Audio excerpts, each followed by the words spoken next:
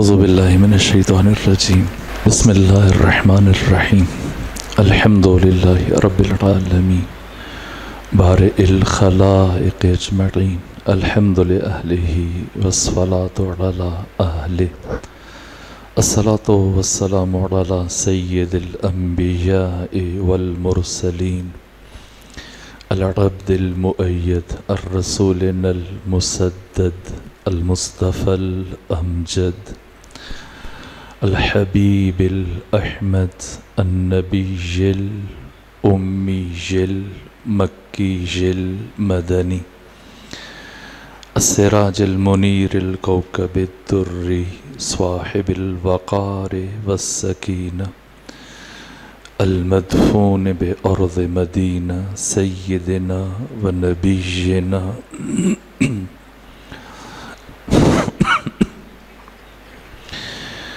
بشفيع ذنوبنا وطبيب قلوبنا وحبيب نفوسنا ومولانا أبي القاسم محمد المصطفى صلى الله عليه وآله وسلم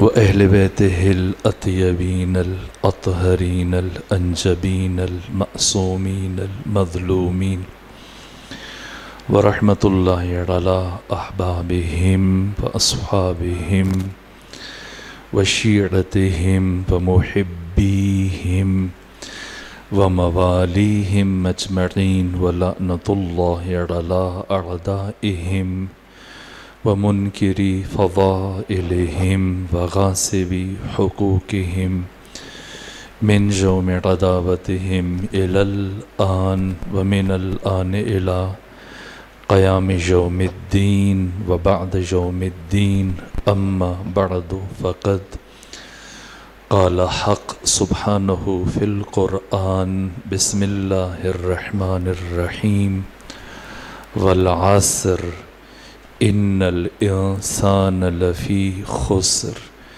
إلا الذين آمنوا وعملوا الصالحات وتواصوا بالحق وتواصوا بالصبر صلوات بجی خاندان فاطمہ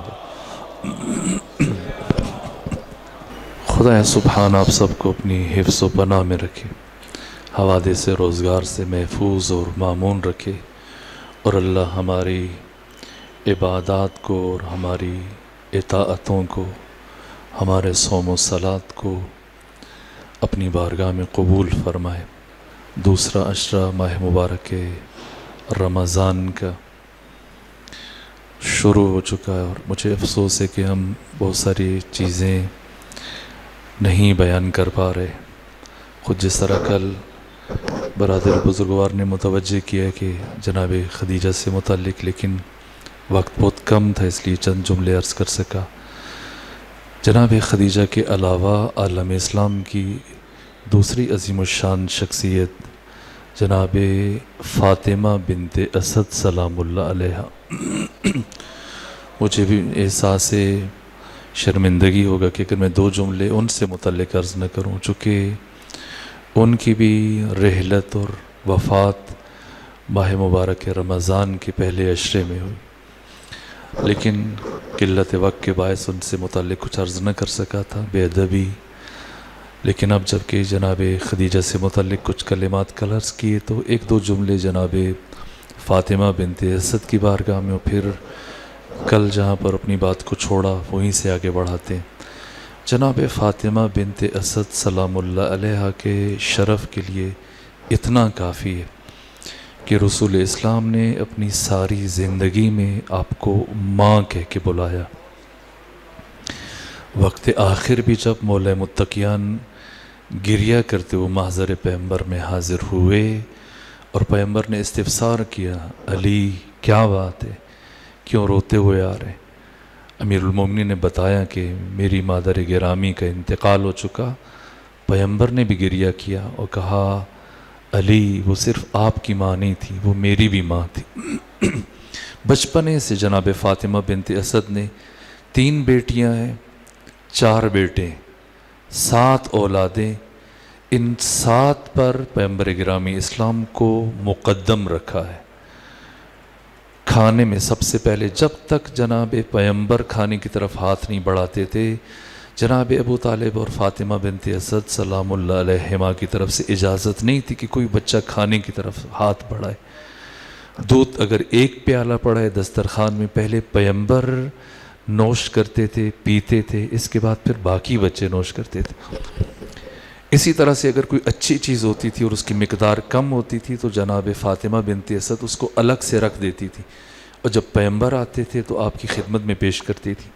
حتیٰ اگر گھر میں تیل کی مقدار کم ہو تو باقی بچوں کے سروں پہ تیل نہیں لگاتی تھی، اور پیغمبر کے سر پہ خود اپنے ہاتھ سے تیل لگاتی تھی، کنگھی کرتی تھی.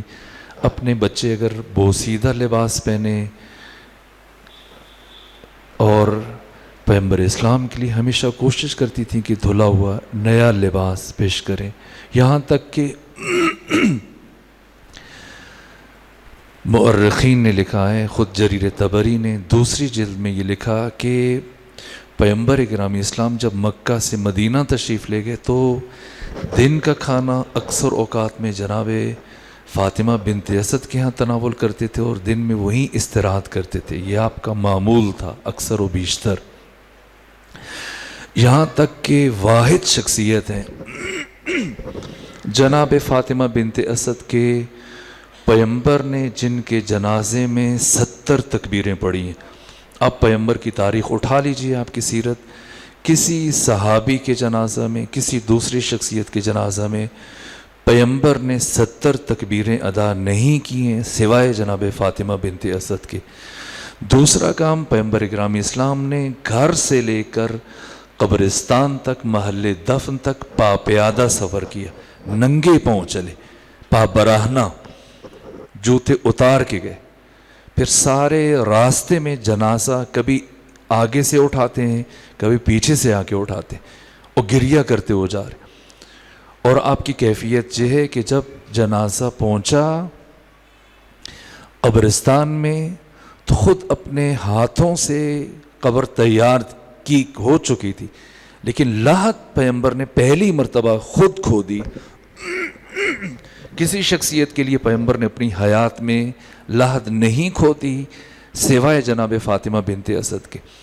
قبر کو مزید چوڑا کیا، پھر لیٹے قبر میں، اور آپ نے دائیں طرف کروٹ لی، بائیں طرف کروٹ لی، قرآن مجید کی آیات کی تلاوت کرتے رہے، اور اس کے بعد پھر خود مولا متقیان کے ساتھ مل کر جناب فاطمہ بنت اسد کو قبر میں اتارا ہے پیغمبر گرامی اسلام نے، اور دیر تک قبر پہ بیٹھے رہے.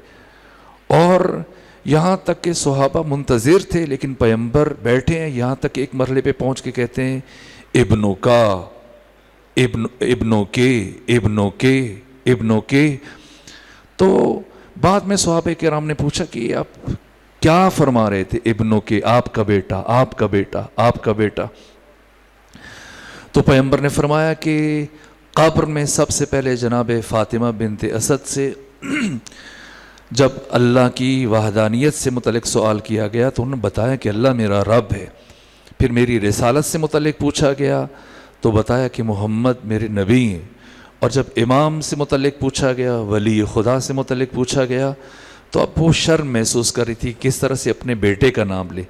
تب میں نے کہا کہ بیٹے کا نام لیجئے، کیونکہ جب تک خود اگرچہ آپ کے فرزند ہیں، بیٹے ہیں، لیکن علی کا نام نہ لیا جائے تو مشکل بن سکتی ہے. یہ بات بہت اہم ہے کہ اگر یعنی حتیٰ مولا متقیان کے، معصومین کے والدین بھی مستثنیٰ نہیں.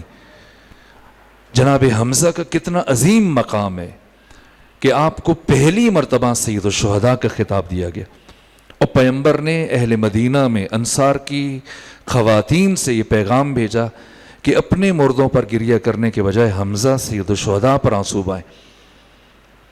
اس کے باوجود کہ یہ عظیم المرتبت شخصیت ہے جناب حمزہ، اصحاب میں کوئی ہم پلہ نہیں ہے جناب حمزہ کی.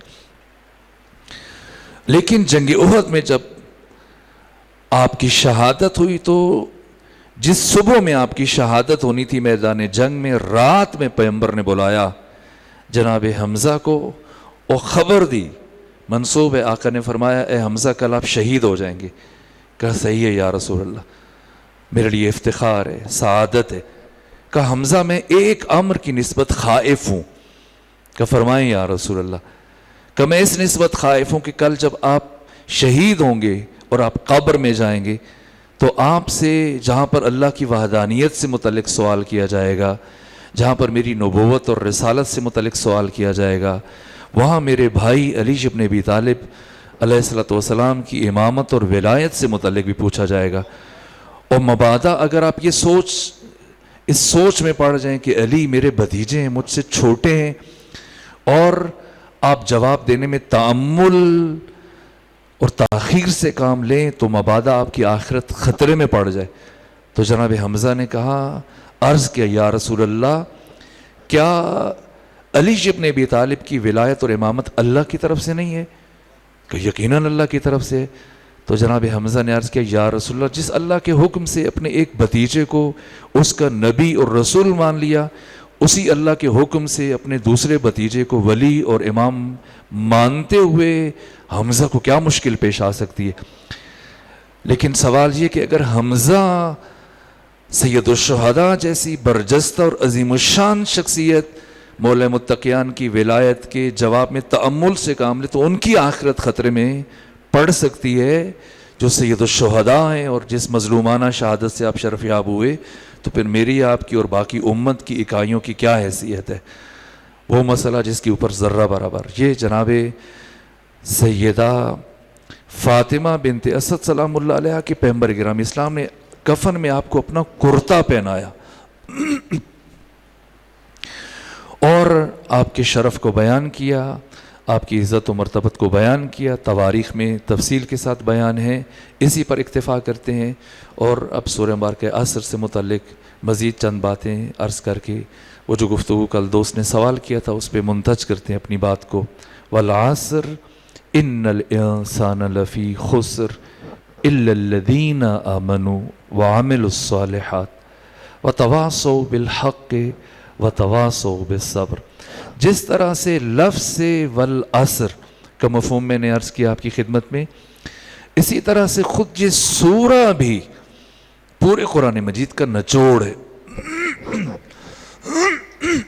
پورے قرآن کا جوہر ہے، پورے قرآن کا اسارہ ہے، سارے قرآن کا اجمال ہے، اور باقی سارا قرآن اس اجمال کی تفصیل ہے۔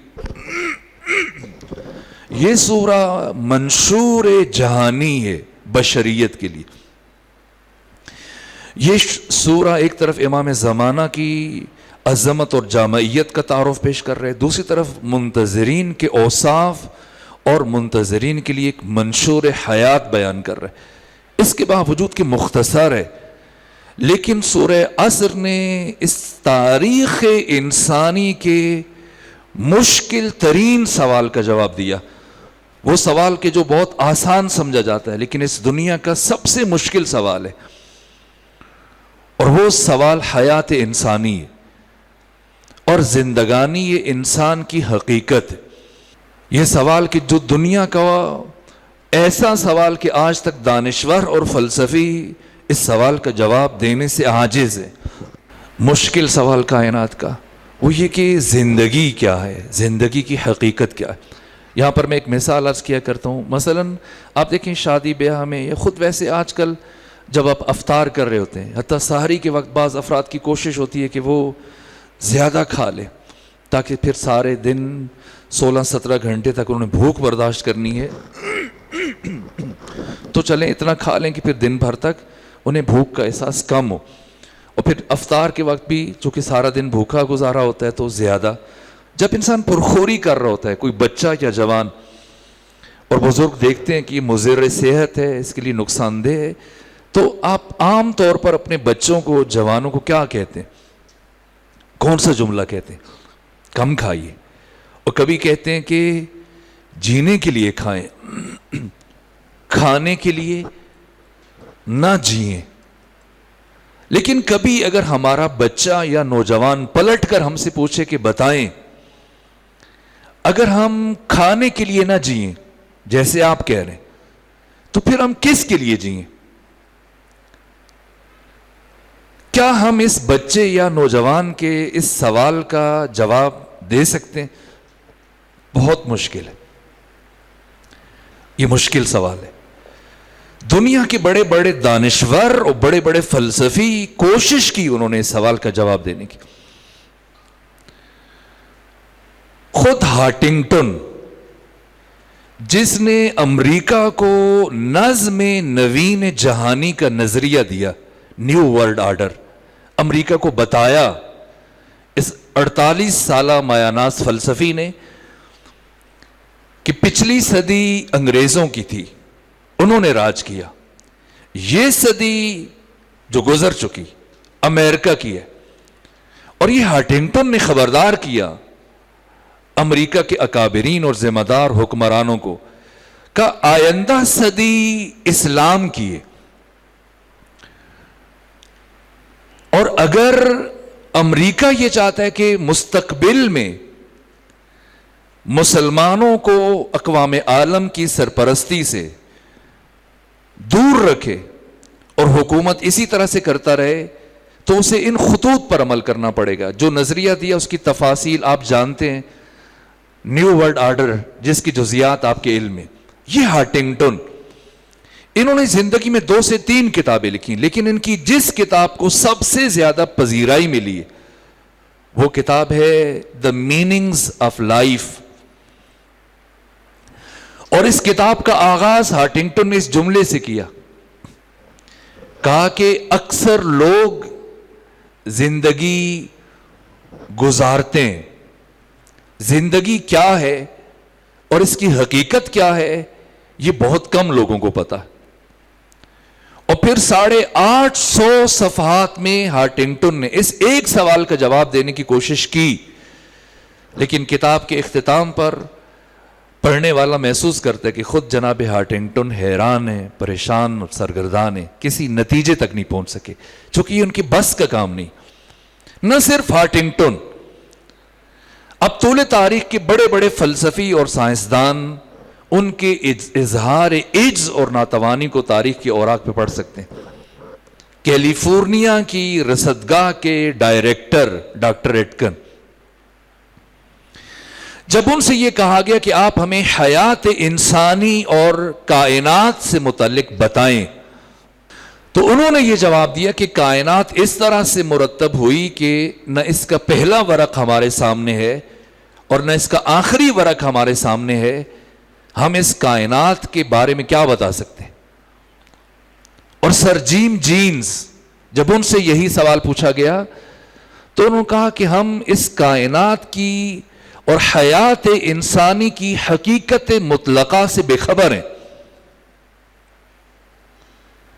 اور ہم فلسفیوں اور سائنسدانوں کی مثال، یہ سر جیم جینز کہہ رہے ہیں، ہم فلسفیوں اور سائنسدانوں کی مثال مشہور عالم تمثیل افلاطون کی سی ہے کہ ہم زنجیروں میں جکڑے ہوئے غار کے دہانے پر بیٹھے ہوئے ہیں، اندھیرے کی طرف منہ ہے، اجالے کی طرف پشت ہے، اور جو کچھ نظر آ رہا ہے وہ چلتی پھرتی پرچھائیاں ہیں، اور کبھی کبھی امید کی ایک مدھم سی کرن نظر آتی ہے، اور ممکن ہے کہ وہ بھی فریب نظر ہو۔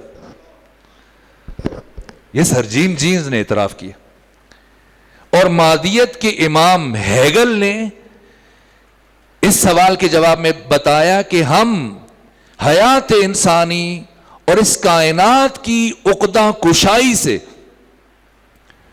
اتنے ہی دور ہیں جتنا آج سے 2400 سال قبل حکماء یونان، 200 سال قبل گوئٹے اور 100 سال قبل نیوٹن۔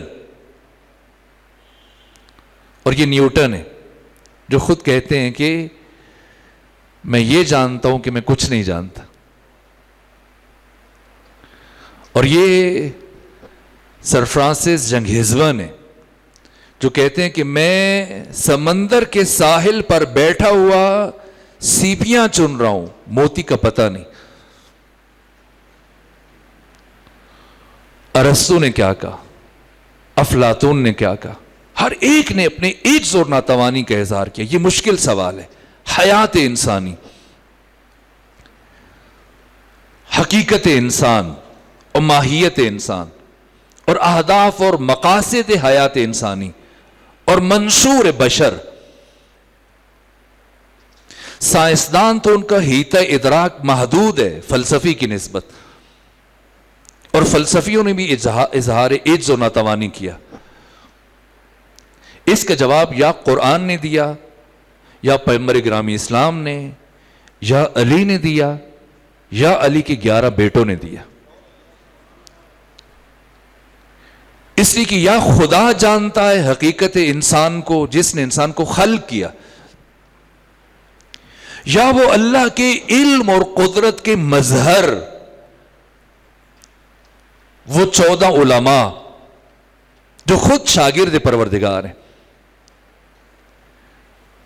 اور حیات انسانی اور منشور بشر کو جس طرح سے سورہ عصر میں بیان کیا گیا، شاید ہی کسی دوسرے مقام پر بیان کیا گیا. واقعاً اعجاز ہے. اس کا ظاہر بھی اعجاز ہے، پھر اس کے باطن بھی. یہ منشور ہے منتظرین کا. والعصر، قسم ہے ڈھلتی ہوئی عمر کی، قسم ہے وقت عصر کی، قسم ہے عصر عاشور کی، قسم ہے عصر ظہور حجت خدا کی. ان الانسان، اتنے یقین کے ساتھ انسان سے متعلق کون بات کر سکتا ہے؟ بے شک انسان، الف لام استغراق، ہر انسان لفی خسر، نقصان میں، ہر انسان خسارے میں. یہ عجیب لب و لہجہ قرآن کا، اتنا اختصار. اب ہم اس کو کھولیں گے، آپ خود محسوس کریں گے. الا الذین آمنوا، صرف وہ خسارے میں نہیں ہے جو پہلے مرحلے میں آمنو، دوسرے مرحلے میں عامل الصالحات، تیسرے مرحلے میں وتواصوا بالحق، چوتھے مرحلے میں وتواصوا بالصبر. یہ منشور بشر، یہ منشور حیات انسانی قیامت تک کے لیے. یہ قرآن ہے جس نے حیات انسانی کو بیان کیا، زندگی کے ایک ایک مرحلے کو بیان کیا. انسان موت کو فنا قرار دیتا ہے، لیکن قرآن نے موت کو حیات انسانی کا ایک مرحلہ قرار دیا. سب سے پہلے عالم مادہ میں، عناصر میں، اس کائنات میں انسان تقسیم ہے. پھر یہ انسان یہاں سے منتقل ہوا دوسرے مرحلے میں، عالم اسلاب میں، پھر عالم ارحام میں، پھر یہ دنیا میں. یہ کون سا مرحلہ ہے؟ اس کے بعد پھر عالم برزخ ہے، اور پھر عالم آخرت ہے. یہ سب حیات انسانی کے مراحل ہیں. اللہ میں اور انسان میں اس اعتبار سے ایک فرق ہے،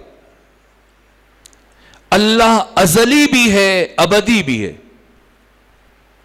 ہمیشہ سے ہے، ہمیشہ رہے گا. انسان ازلی نہیں ہے لیکن ابدی ہے. انسان ہمیشہ سے نہیں ہے لیکن ہمیشہ رہے گا. جو خلق ہوا اس کے لیے عدم نہیں ہے، اس کے لیے نیستی نہیں ہے. یہ سب مراحل ہیں جو اس انسان نے طے کرنے ہیں، اور موت اسی زندگی کا ایک مرحلہ ہے. اور علی فرما رہے ہیں موتو قبل ان تموتو، مر جاؤ اس سے پہلے کہ تمہیں موت آئے. والعصر ان الانسان لفی خسر الا الذین آمنوا وعملوا الصالحات. منزل، مقصد تخلیق بشر لقاء پروردگار جو قرآن نے بیان کیا. اور قرآن کیا فرماتا ہے؟ فمن کان یرجو لقاء ربہ، تم میں سے جو اپنے رب کی لقاء کا ارادہ رکھتا ہے، فلیعمل عملا صالحا، تو وہ عمل صالح کرے. اب ہم کھولیں گے کہ یہ عمل صالح کیا ہے. یہ قرآن ہمیں بتا رہے کہ لقاء خدا تک انسان کیسے پہنچے. اور علی ہمیں بتا رہے ہیں کہ اگر کوئی لقاء پروردگار تک پہنچنا چاہتا ہے تو وہ مر جائے اس سے پہلے کہ اسے موت آئے. کل میں ناف کی مثال دے رہا تھا. ہر عالم سے انسان دوسرے عالم میں منتقل ہوتا ہے, پچھلے عالم سے اس کا رابطہ قطع ہو جاتا ہے, اور جب دنیا میں آتا ہے چھکم مادر سے منتقل ہونے کے لیے اس رابطے کو قطع کیا جاتا ہے, وہ ناف ہے. وہ ناف کہ جس کے ذریعے سے یہ مسلسل چند مہینے اپنی ماں کی شکم میں رزق حاصل کرتا ہے, اسی کے ذریعے سے زندہ ہے, اب قطع ہونا چاہیے.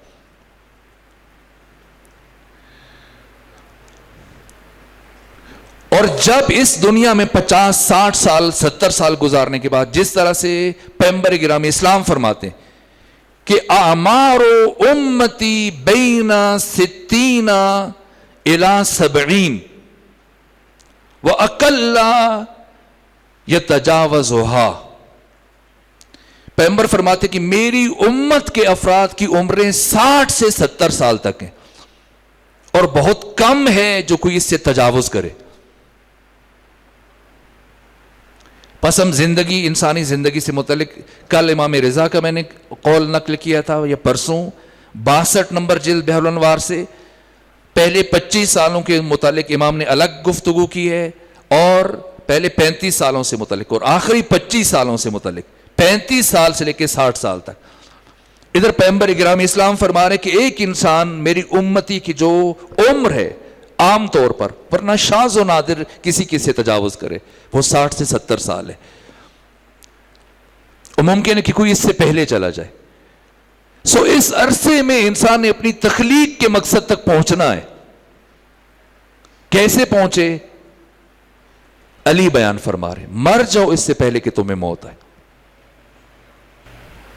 یعنی اس سے پہلے کہ اسرائیل آ کر اس عالم سے تمہاری ناف کو کاٹے, تم خود کاٹ لو, خود الگ کر لو.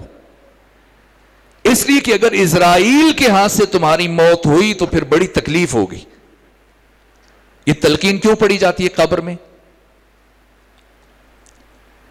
جیسے ہی جنازہ پڑھنے کے بعد مردے کو قبر میں اتارتے ہیں تو کیا حکم ہے؟ ہاتھوں کی کینچی بنائیں اور کندھے پکڑیں اس کے, اور ایک اس کا قریبی فرد وہ پڑھے اسمع افہم یا فلان ابن فلان هل انت علی العہد الذی فارقتنا ان شہادت اللہ الہ الا اللہ.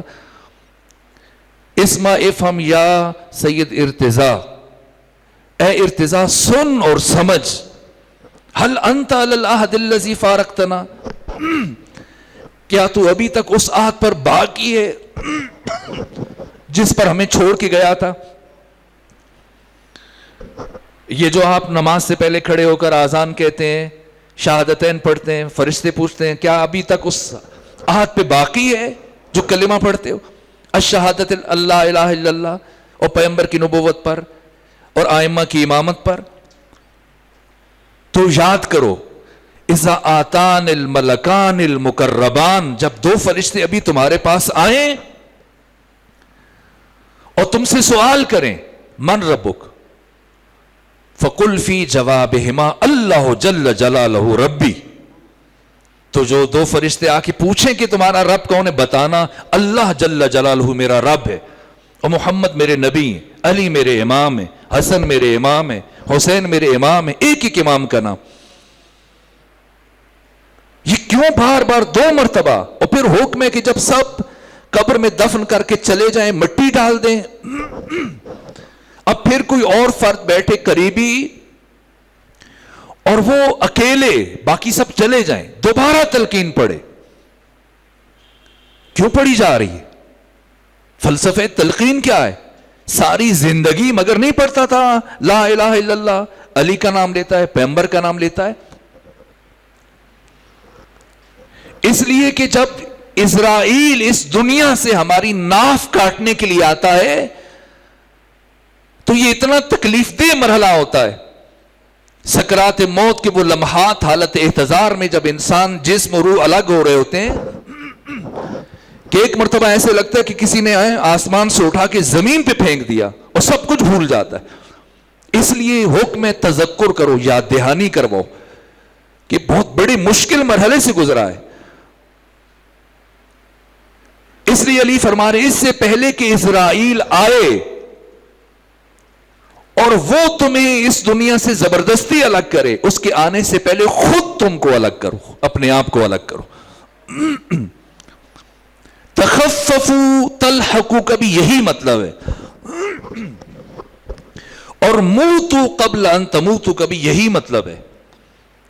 اس سے پہلے کہ اسرائیل آئے وہ تمہاری روح قبض کرے، تم خود کو مار لو، پھر تکلیف نہیں ہوگی، پھر ضرورت نہیں ہے تم پر تلقین پڑی جائے.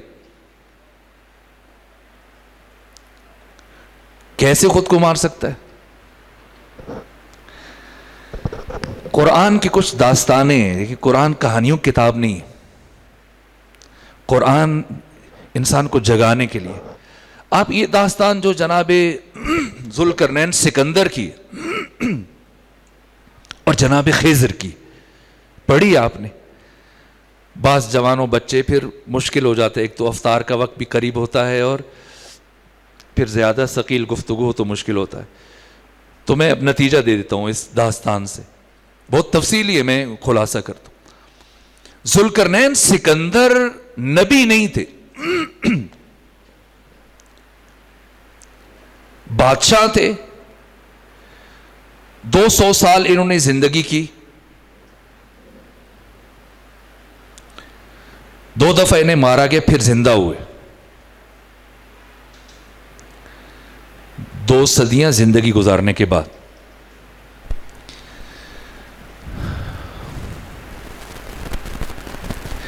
ایک دن یہ اتنے نیک تھے کہ فرشتوں سے ہم کلام ہوتے تھے.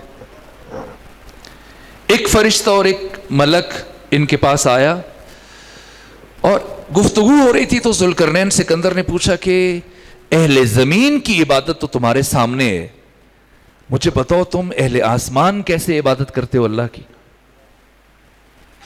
کہ ذوالقرنین کیا بتاؤں، اللہ نے جس فرشتے کو حالت قیام میں خلق کیا، ہزاروں سال گزر گئے، نوری سال، یہ سورج چاند ستاروں سے بننے والے سال نہیں، ابھی تک حالت قیام میں، وہ رکوع میں نہیں گیا. جسے رکوع میں خلق کیا ابھی تک رکوع میں، سجدے میں نہیں گیا. اور جسے سجدے میں خلق کیا وہ ابھی تک حالت سجدہ میں اللہ کی تسبیح کر رہا.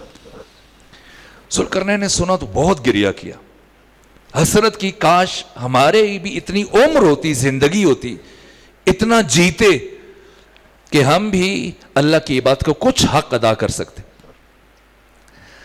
جب جینے کی بات کی ذوالقرنین نے تو اس فرشتے نے بتایا کہ میں نے بزم عرش میں ایک مرتبہ یہ گفتگو سنی ہے، یہ بات سنی ہے کہ اس زمین میں ایک ایسا پانی ہے کہ اگر کوئی شخص وہ پانی پی لے تو اسے قیامت تک موت نہیں آئے گی. یہ سنا تو امید کی چمک ذوالقرنین کی آنکھوں میں اتر آئی. کہا وہ پانی کہاں ہے؟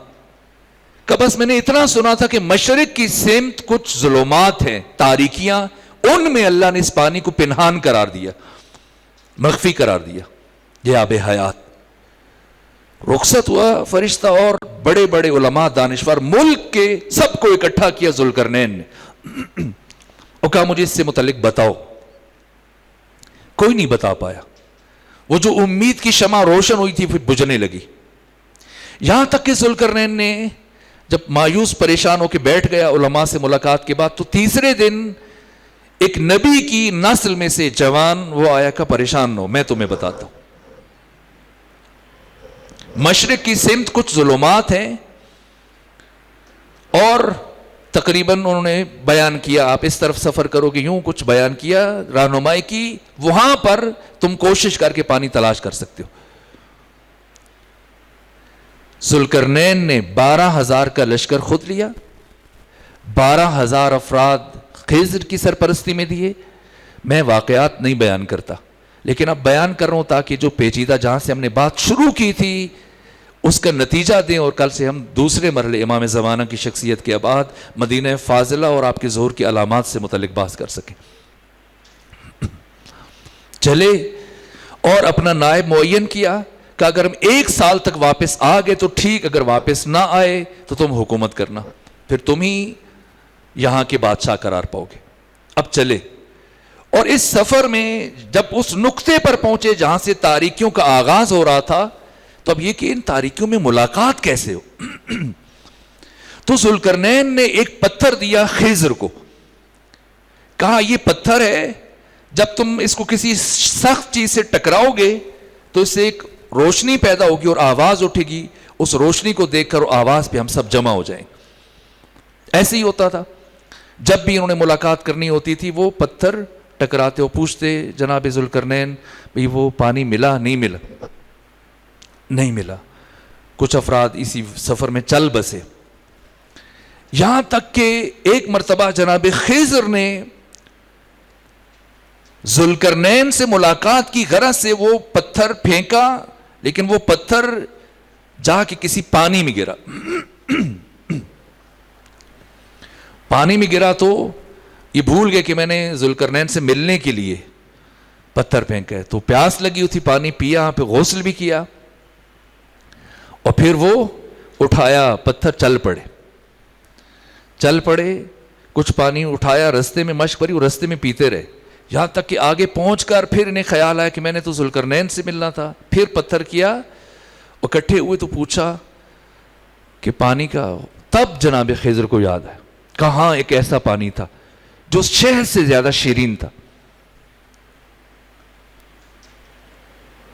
اور باقی اس کی خصوصیات بیان کی. کہا وہ چلو واپس، کہا میں نے اٹھایا بھی تھا لیکن میں نے استعمال کر لیا. کہا چلو اندازے سے چلو، جس مقام سے تم نے لیا وہاں پہنچاؤ تاکہ وہ پانی میں بھی پی سکوں. پہنچے، تتبع تفحص کرتے رہے، چھان پھٹک، مسلسل ڈھونڈنے کے باوجود پانی نہیں ملا.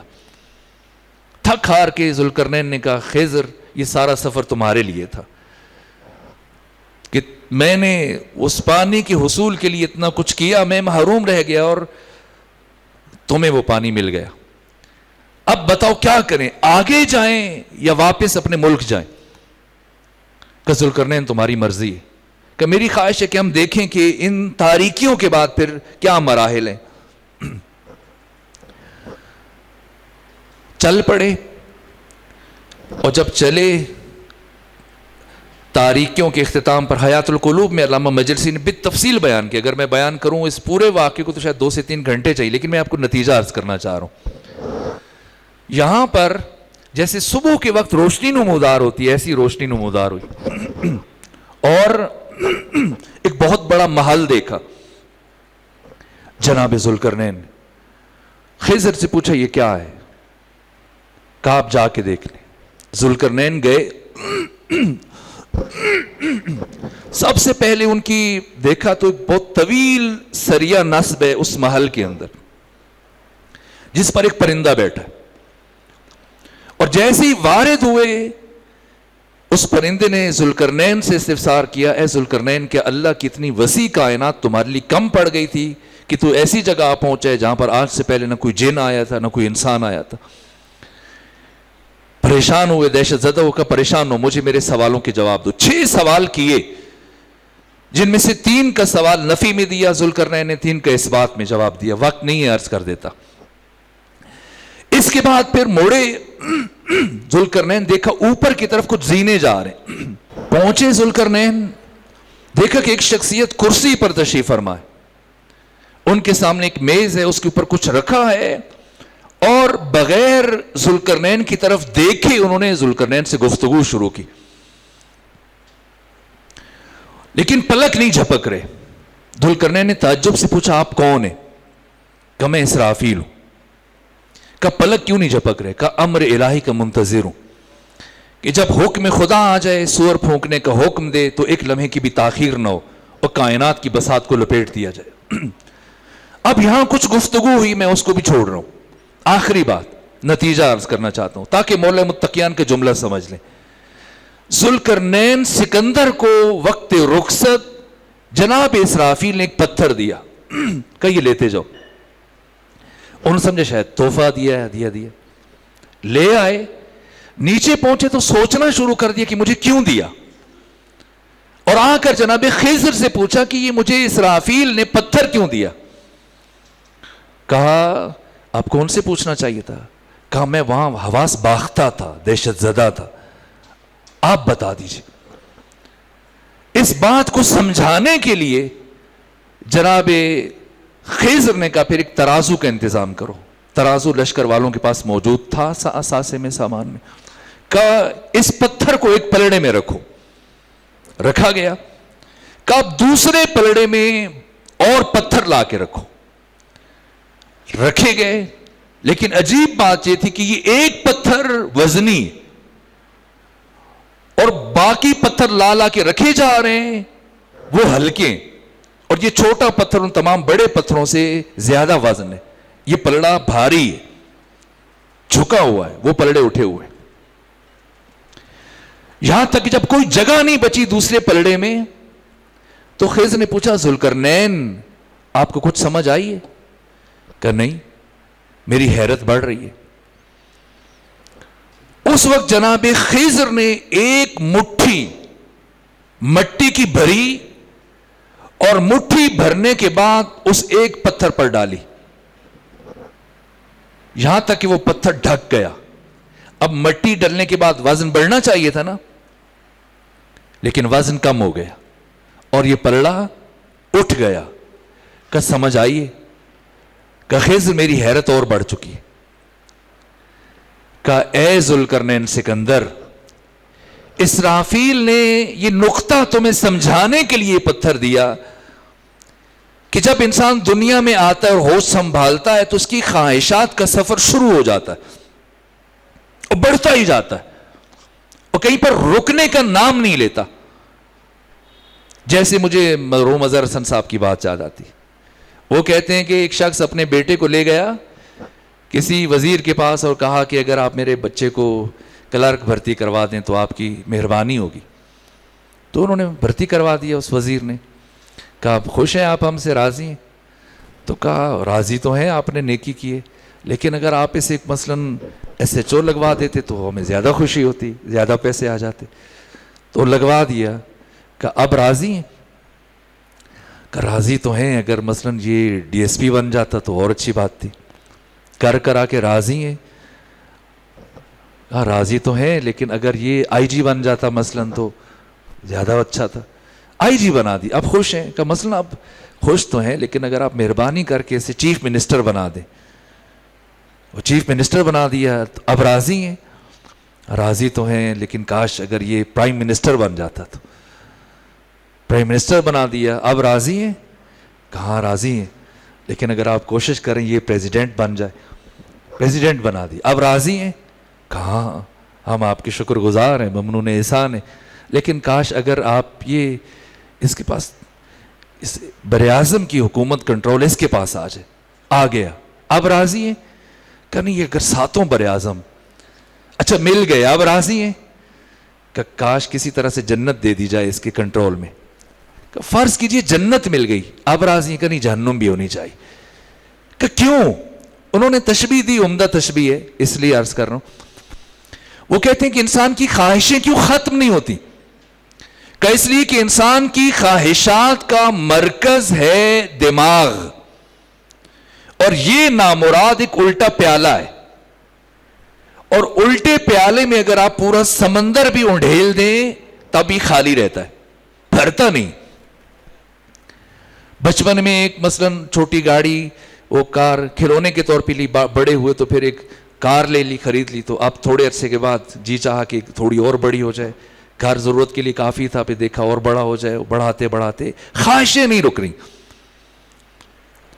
کہاں ذوالقرنین اسرافیل تمہیں یہ سمجھانا چاہ رہے کہ انسان جب سے ہوش سنبھالتا ہے, اپنی زندگی کا آغاز کرتا ہے, یہ خواہشات کا لامتناہی سفر شروع ہو جاتا ہے, اور یہ خواہشیں ختم ہونے کا نام نہیں لیتی. لیکن جس دن آ کر اسرائیل اس کی روح قبض کرتا ہے اور اس جسم پر ایک مٹھی مٹی ڈال دی جاتی اور اسے قبر میں اتار دیا جاتا ہے تو ساری خواہشیں ختم ہو جاتی. اسرافیل نے تمہیں یہ پتھر اس لیے دے کے بھیجا ہے ذوالقرنین، اس سے پہلے کہ لوگ آئیں اور وہ تم پر مٹی ڈالیں، تم اپنی زندگی میں اپنی خواہشوں پر خود سے مٹی ڈالنے میں کامیاب ہو جاؤ. اختیاری موت حاصل کر لو. اضطراری موت سے پہلے اختیاری موت. اپنی زندگی میں اپنی خواہشوں پر مٹی ڈالنے میں کامیاب ہو جاؤ. تو علی کیا فرماتے ہیں؟ میں یمت جرانی، جو اسرائیل کے ہاتھ سے مرے گا وہ بھی مجھے دیکھے گا، لیکن اگر کوئی اختیاری موت حاصل کرے گا اسرائیل کے آنے سے پہلے وہ بھی مجھے دیکھے گا. یہ پہلے علی کی بات نہیں ہو رہی ہے، سارے علی. امام زمانہ سے متعلق بھی یہی منشور ہے. یہ جو ہم نے انتظار کو تقسیم کیا، عامیانہ، عالمانہ، عارفانہ، یہ عارفانہ انتظار. عامیانہ انتظار وہ چاہے گا ورد وظیفے کرتا رہے، صورتیں پڑھے، پھر امام کی زیارت ہو جائے. تو زیارت کے بعد پھر کیا ہوگا؟ کیا بات کریں گے؟ کہیں گے آئیں آپ تشریف رکھیں، بیٹھیں، کیا کھائیں کیا پئیں، یہی باتیں ہوں گی. ہمارے ایک دوست ہیں وہ کہتے ہیں کہ جتنے بھی القاب ہیں امام زمانہ کے ہم نے اٹھا کے سارے علماء کو دے دیے ادھر ادھر، اب کوئی بھی نہیں لگا بچہ امام کے لیے. ایک ہی ہے، جب آئیں گے تو کہیں گے شاہ صاحب آ جائیں، آپ تشریف رکھیں. تو ایسے نہ ہو کہ امام آئے ہمارے پاس کہنے کے لیے کچھ نہ ہو، بات نہ ہو. یہ عامیانہ انتظار ہے. نہ ان چیزوں سے زیارت ہو سکتی ہے، نہ اس زیارت کو کوئی فائدہ ہے. اگر زیارت ہوگی تو آپ کیا بات کریں گے؟ آپ کے پاس کیا بات ہے؟ کیا پیش کریں گے؟ جی عامیانہ انتظار، ایک عالمانہ انتظار، ایک عارفانہ انتظار. عارفانہ انتظار یعنی وہ انسان جو اپنی زندگی میں اپنی خواہشوں پر مٹی ڈالنے میں کامیاب ہو جائے. طے ہے کہ اسے رؤیت نصیب ہوگی. یہ وعدہ ہے علی ابن ابی طالب علیہ الصلوۃ والسلام کا. پروردگار ماہ مبارک رمضان میں جو ماہ تہذیب نفس ہے، وہ مہینہ جو اختیاری موت حاصل کرنے کا مہینہ ہے، اس میں وہ شبیں اور وہ اعتکاف جو ہمیں خود سے ملاتا ہے، مبادا ہم اس عظیم نعمت کو ضائع کر دیں اور فلسفہ اعتکاف کو نہ سمجھیں. جو روح ہیں شبہ قدر کی یہ راتیں اور پھر جو اعتکاف کا فلسفہ ہے، پروردگار ہمیں ماہ مبارک رمضان سے ہمارا یہ خاص حصہ اور یہ حظ نصیب حاصل کرنے کی توفیق عطا فرما. بحق امام زمانہ اللہم صلی علی محمد و آل محمد.